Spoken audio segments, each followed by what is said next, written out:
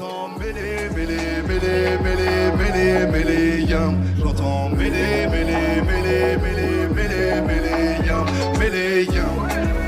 M'a dit mêlé, yam, m'a dit mêlé, yam, donc je l'aimais, yam. M'a dit mêlé, yam, m'a dit mêlé, yam, donc je l'aimais, yam. On m'a dit mêlé, mêlé, mêlé, mêlé, mêlé, yam. On m'a dit mêlé, yam, ouais. Ma musique, je la définirais comme spontanée. Intense, parce que je suis quelqu'un de très très intense, même hyperactif, tu vois, et vrai, parce que j'essaie de rester le plus fidèle à moi-même. Bien sûr que c'est moi qui me suis appris la dalle. Pas beaucoup l'ont vu, je rêve que du million de dollars. Comique au poulet, on me demande tu déballes. Je sais pas ce qui t'arrive, tu t'es perdu dans la tribu de Dana. Bébé-toi en prison pour quelques affaires banales. La vie c'est Mario Kart, tu peux te manger des bananes. Tu peux raconter ta life, en vrai c'est celle d'un autre. Putain, soit ça marche, soit on va faire la mala. Ouais, t'as sous-estimé, tu l'as mérité ta baffe. Y'a que le mal par le mal pour que se referment les balafres. On bosse le truc sérieux, putain, l'artiste est valable. Je vais ouvrir une vie plus sereine à ma fille et madame. Mes inspirations musicales, je pense que ça commence avec mon papa, tu vois, qui était guitariste autodidacte, qui m'a bercé avec beaucoup de choses, et ça m'a vraiment mis dedans. Et après, j'ai fait du basket, et après, j'ai commencé à écouter de la musique américaine, donc j'ai été bercé par les 50 Cent, par toute cette industrie musicale américaine qui a un peu m'a forgé un petit peu, et puis après j'ai commencé à écouter du rap français, et puis ça a commencé à me plaire beaucoup, et je pense que ça a beaucoup influencé ma musique.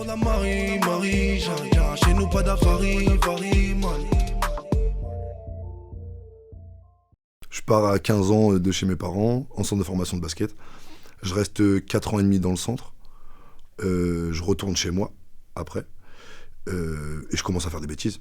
Et c'est un ami de mon club qui me dirige vers le SAP à Lisieux. Et en fait, il m'emmène dans un studio pour faire une séance d'EMAO. J'avais 19 ans. Donc je vais là-bas, je découvre ce que c'est de créer une instru, d'écrire un texte, les locaux du studio. Et en fait, ça me plaît beaucoup. Ça me plaît beaucoup et je passe plus de temps au studio que dehors. Et je me rends compte que si le studio était pas là, j'aurais fait bien plus de conneries.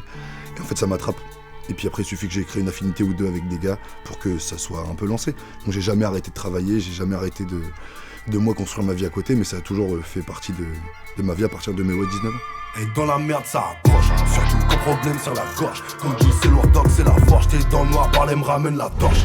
Nous y appelle, c'est pas moi qui raccroche. Gagnant en tristesse, tu perds approche. Faut à finir vendre sous un Porsche. Grand neuf te marqué sur un torse. Akimbo, je vais Ken Lara Croft. Paranoïe arrive par la poste. Je fais du bif en grattant des trucs sur les notes. Rien contre vous, j'investis sur les nôtres. Les démons à gauche, les keufs à ma droite, les amis les faux qui traînent dans mes pas. Au Cargo, l'accompagnement, c'est vraiment... déjà, on a une oreille, déjà, c'est quelque chose de très important. Des gens qui sont dans le milieu professionnel qui peuvent nous écouter dès qu'on a besoin. Je sais que j'appelle Brusque, il me répond dans la minute. Peu importe s'il est en réunion, pas en réunion, on arrive toujours à trouver un truc. Et si on a besoin de quelque chose, ils sont vraiment là. J'ai vraiment apprécié en tout cas la personne, l'humain. Éducateur spécialisé aussi à côté, qui a une belle plume, qui a un univers artistique, enfin en tout cas des choix d'instrumentaux qui est pour moi top, une voix très particulière, il est reconnaissable. On l'a aidé au départ sur de l'accompagnement en situation de répétition, pas mal de pré-production, de maquettes aussi. Faudrait doser l'âme et l'ami, on aime toutes les mélanites. Pas de pétasses qui sortent de terre, on veut des demoiselles, demande à Mélanie. J'finis au fond de la peine, j'fais tous mes katas, je vais être trafiquant d'armes. Et puis il s'est présenté l'année dernière au Buzz Booster, qui est le tremplin rap national. Il a été sélectionné en région, il a gagné la région, il arrive au national, et au national il a vraiment cartonné aussi. Il était dans le trio de tête en tout cas, il n'a pas gagné le Buzz Booster mais dans le trio de tête il a fait en tout cas belle impression au niveau du natio, c'était vraiment super.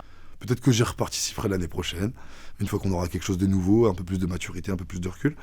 Mais j'étais content d'avoir été aussi loin. C'était vraiment enrichissant, partir 5 jours, tout frais payé avec ton équipe, c'était vraiment trop bien. Vraiment trop bien. Mais on n'est pas passé loin de la victoire.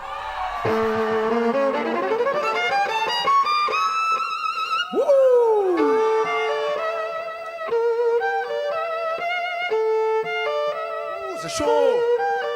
On m'attaque de dos, faut que je marche sur la tête. Quand tu l'as fait trop, man, c'est plus la fête. On fait les pesos, man, on fait skill à mort. Perdu, famille, amis, on fait avec. T'as baissé ton fut, on a monté le level. Carapace remplace la piqûre de rappel. Je pense mes valeurs, mon ventre pense qu'à la paye. Ma vie, un cauchemar, fausse des fois que je me réveille. Je pense qu'à mes pas. Rendu tout donné. Je fais tout ce qui est rentable. La maman pour la couronner. Je fais que passer en balle. faire la moula, le pays fait la monnaie, la maille, je fais ce que me dit la dalle. Je fais ce que me dit la dalle. Moi j'étais éducateur, donc je bossais dans des structures, des foyers d'accueil d'urgence ou des structures de temps de jour, etc. Et une fois j'ai voulu mettre un atelier en place avec des jeunes qui avaient envie de le faire. Et je me suis surpris moi-même parce que je me suis dit on part vraiment avec rien, avec zéro, on a une carte son, un micro, et puis juste notre tête quoi, un stylo, une feuille. Et c'est parti de là et en fait j'ai fait rapper 2 nanettes qui avaient 12-13 ans, tu vois.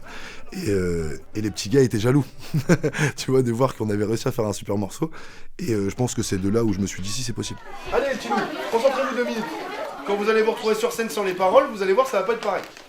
Ok, pour l'instant on les a encore devant nous, mais le but c'est qu'on arrive à approfondir pour que ce soit un automatisme. Ok, même si on le refait 50 fois. Pour la diversité ensemble, ne plus jamais avoir peur ensemble, ensemble.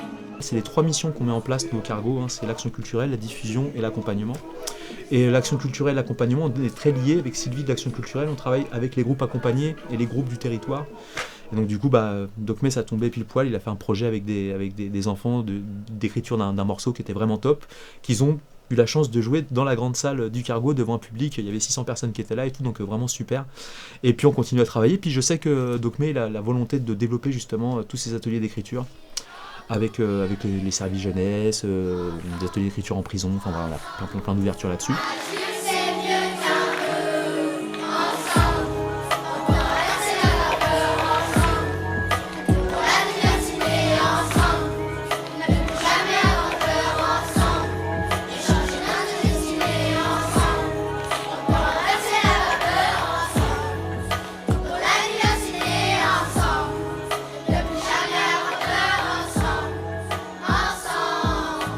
Je pense que l'évolution de la musique, elle vient avec l'évolution de l'humain.